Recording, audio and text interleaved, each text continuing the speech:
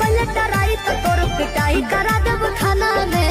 ओहू से नहीं संभाले ले लइबे तो जहर मिला देब खाना में। भेजी पटन लोरे से बहुत रानी जोरे जोरे से आवे परी तोरा घोड़े से। बर्बादी होई बाकी शादी होई मोर तोरे से। बर्बादी होई